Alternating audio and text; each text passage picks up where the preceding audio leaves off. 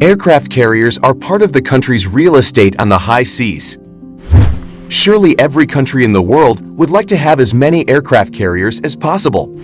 The need for aircraft carriers, at least during the First and Second World Wars, was to deliver aircraft to the site of a clash from the mainland, and this was extremely difficult given the scale of the theater of operations and the speed of aircraft of the last century.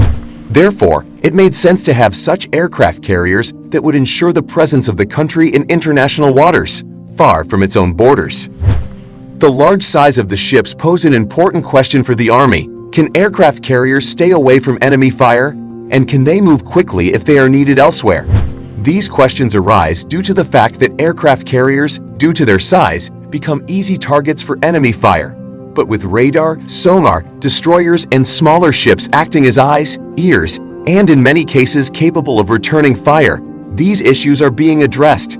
But which of the presented modifications are the best? Let's find out.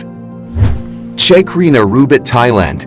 Thailand's possession of an aircraft carrier at the time was considered a remarkable event of the Asian military and the world. At that time, the other big brothers like China, Japan, and South Korea did not have aircraft carriers. All of Asia, only India had the experience of operating an old ship bought from Britain, the INS Virat.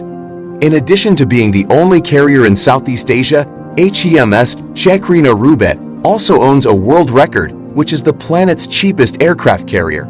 In early 1992, the Thai government signed a contract to build a warship with Spain. The ship was laid down in July 1994 at Bazan's shipyard in Ferrol, launched on January 20, 1996, and officially commissioned on March 27, 1997. The cost of building the ship was only about $336 million, much cheaper than other carriers of the United States, Britain, France, or Russia. Cavour, Italy. The Cavour was launched in July 2004 and began sea trials in 2006. The aircraft carrier was delivered to the Italian Navy in April 2008 and entered service in June 2009. Cavour took part in the Haiti earthquake relief operations in early 2010. The ship has a standard displacement at full load of 27,100, an overall length of 244 meters, and a sustained speed of 27 carats. The carrier's runway is 180 ms with a 12-degree ski jump. It can accommodate up to 1,292 people on board, including 5 flag officers/VIPs, 486 ship's crew, 211 aircrew, an amphibious command force of 140, San Marco battalion of 360, and an additional 90 troops. A strong feature of the ship is its high flexibility in operational terms. It is able to carry out the functions of an aircraft carrier as well as the transport of wheeled and tracked vehicles for both military and civil missions. The aircraft hangar can accommodate 100 light vehicles or 24 main battle tanks for amphibious missions. Queen Elizabeth, UK. Workers at BAE Systems in Portsmouth have begun work on the second major hull section of HMS Queen Elizabeth, the United Kingdom's new aircraft carrier. A steel cutting ceremony at the company's facility this week marked the official start of production on the stern section, referred to as Lower Block 05. Weighing over 1,000 tons on completion, this section will house switchboards, air treatment units, and the vessel's steering gear, as well as some accommodation areas.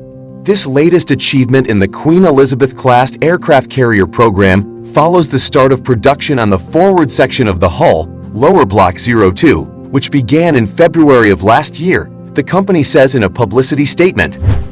Aircraft carrier, U.S. Navy. Aircraft carriers helped the United States win key naval battles in World War II, especially in the Pacific theater.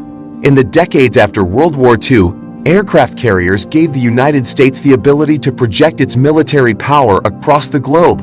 But advances in naval warfare could unseat the role of the aircraft carrier. If you want to operate aircraft carriers, you need a whole lot of high-end technology to be able to defend it, said David Larder, a naval warfare reporter for Defense News.